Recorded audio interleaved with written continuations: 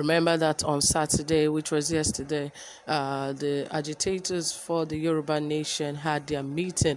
In fact, there was a very big rally at one of the southwestern states, and it was actually successful. That was in Ekiti State, and they had it all peaceful, and there was a lot of security operatives around to protect them and all of that. But of course, in some of the states, they had their rallies and all of that. They were stopped by police or stopped by security operatives and all. But at the end of the day, they still have their rallies done. But at this point, some of these former governors, ministers from the Southwest do not want this agitation to be pushed forward. They don't want any secession of a Yoruba nation. I wonder what their problems are. I wonder what they're thinking. But I know that because they are benefiting from the woes of Nigeria, that is why they are pressing against the agitation for a Yoruba nation, because they are benefiting from the insecurities going on in the country today. They don't want this country to move forward. But very soon, they will all be destroyed. Because guess what? Right here, Aregbesola even calls Professor Akintoye a fool and others, even Sunday Igboho, for agitating for a Yoruba nation. And he said a lot of terrible things. And I'll bring all of this to you in this very report. But please ensure you subscribe.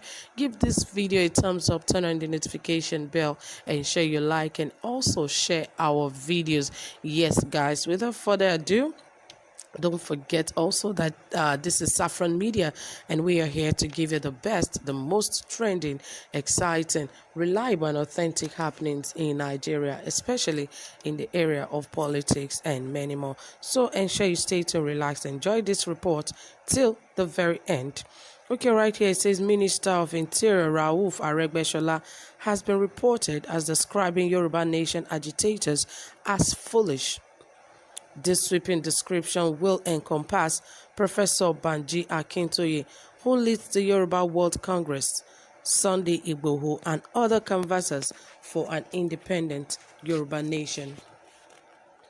Aregbesola said the agitators are foolish because they have not considered the consequences of war, based on his reasoning that the breakup campaign would lead to war. Aregbesola spoke on Saturday at the Zenabab Hotel in his hometown of Ilesha, Osun State, during his 64th birthday celebration. Those who are agitating for Yoruba and Biafran nation are foolish. Any Nigerian must seek unity, harmony, and peace for our country.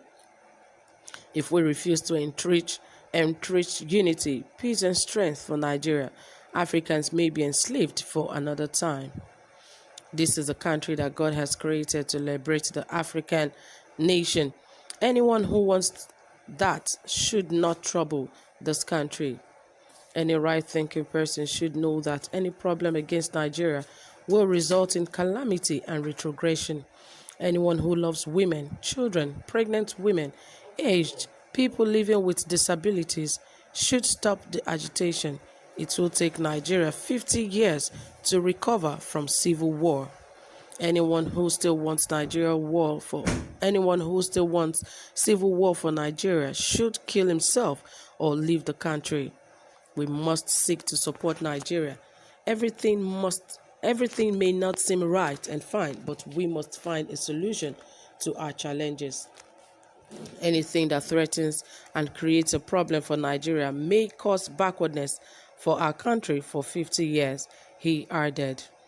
Well, he must have spoken, but of course, he should also think about what people want as well. Yes, he could say that Nigeria's unity is very important to everyone, which is yes, I agree to that. But, constitutionally, it is allowed for anyone who wants to leave the country or who wants to be separated It can be done peacefully. I don't know why they are always bringing war into this. It is in the constitution.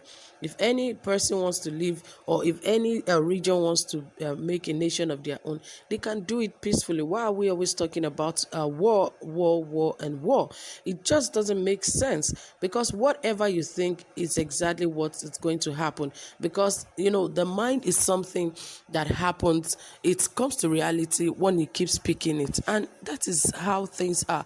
Because even the creation of the world, it was created with words. So definitely, even if Nigeria is going to get better, it is also going to be created by the words we speak. If everyone is saying that every agitation is going to end up as war in the country, that is exactly how it is going to be. If Biafrans have been requesting for a nation, remember that even those, the northern women gathered themselves and begged the President Buhari to allow the southeastern region to have a nation of their own. If that is what they want, why would the president, or why would a nation like this want to fight, or cause a war because there's a region that wants to be separated from it? It just doesn't add up. It does not make sense. Why do we have to bring it to the level of turning it into a war before we decide to say we will stay as a nation? No, it just doesn't make sense. We can decide to be separated, and it doesn't have to be war. It's just like you saying a husband and a wife want to be separated and they must fight and kill themselves before they get separated. No, it doesn't have to get to that. A country with great understanding, a country with knowledge and great understanding, do not have to get to the level of war before they are separated. It doesn't have to get to that. It is only when those who are benefiting from it believe that, oh, if this region should leave us, we are finished, then they begin to cause a war so that these guys would not go. Just like in the Bible, when Pharaoh knows he was using the children of Israel for his slaves and all of that. When he wanted to leave, he felt, oh, if these guys should leave, there will be a lot of spoils in my country. There will be a lot of lapses and all of that. And he decided to hold them back. That, hey, these guys, you are not leaving. I'm going to hold you back. That is exactly the situation at hand. And for Aregbesola calling them foolish, that those who are agitating, that it's a foolish move, it's a foolish step. I wonder what he has created or what he has done for his state. He was governor for 8 years. He is also the minister. What have you done in Osun State? Osun State is one of the states that has not even grown beyond what it used to be in after about 30 or 20 decades. If that is how people we call growth, then he does not have a mouth to say anything. He is one of the governors that should not even open his mouth to say anything. What has he done for Osun State? Osun State has not changed. You were governor for 8 years and now a minister. What have you done for Osun State, where you call your home? Osun State is one of those very ancient countries or states that should have grown far, that should be competing with states like Lagos State. But what have you done? The state is just growing little by little. That is not growth. And yet you have mouth to say that those agitating for Yoruba nation are foolish and all of that. It is him who is foolish because he cannot see ahead. Or even if he can see ahead, let him speak calmly. Let him not come out to speak what he is not capable of handling at the end of the day. Because a lot of things have happened. He is a one-time governor. He served 2 terms and now a minister, and we cannot see the result. So it is people like him who does not want growth for Nigeria, and yet you want to stop people who want growth for themselves. These are terrible things happening in the country. But all the same, my dear people, that is it. Please drop a comment. Let us hear what you have to say about all of this. And don't forget to give this video a thumbs up.